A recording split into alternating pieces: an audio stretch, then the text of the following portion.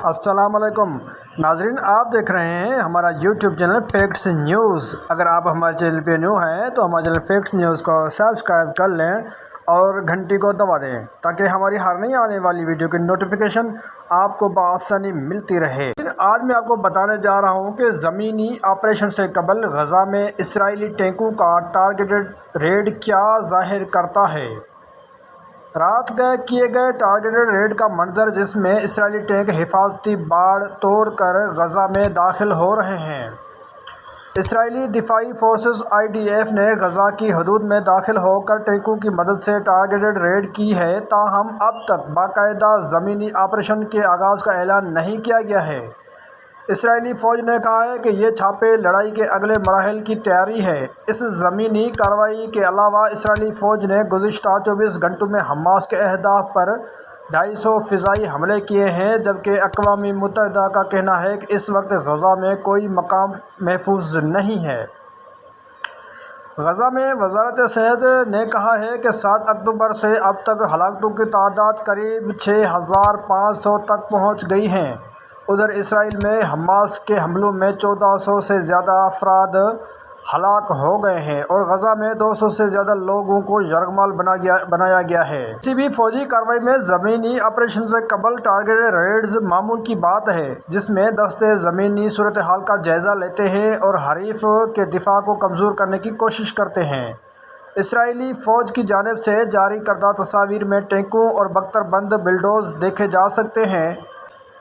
اسرائیلی آباد کاروں نے زمین پر لڑائی کا خدشہ ظاہر کیا، مگر تصاویر میں یہ ظاہر نہیں ہوتا۔ اسرائیل نے کہا کہ اس کارروائی کے بعد دستے واپس آ گئے تھے۔ اس سب سے زمینی آپریشن کے وقت کا اندازہ لگانے میں مدد مل سکتی ہے۔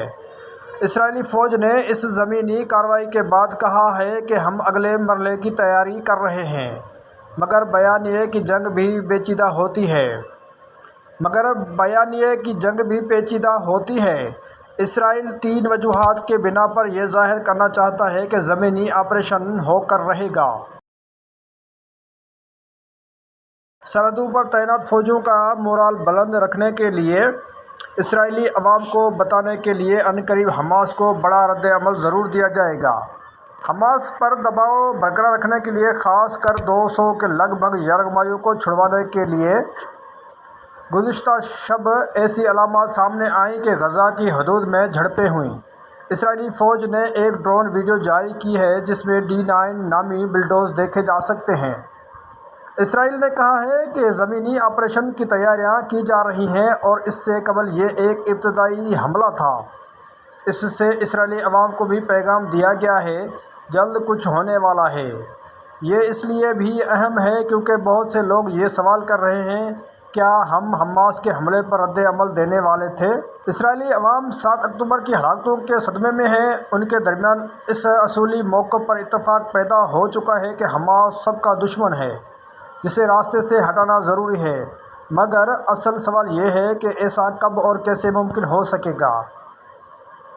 اس سوال پر کئی آرا گردش کر رہی ہیں، خاص کر 4 یرغمالیوں کی رہائی کے بعد، جبکہ قطر ثالثی کوشش کر رہا ہے کہ مزید 50 افراد کو آزاد کیا جائے۔ بظاہر اسی وجہ سے زمینی آپریشن میں تاخیر ہوئی ہے اور یہ لازم نہیں کہ اسرائیل اس معاملے میں جلد بازی سے کام لے۔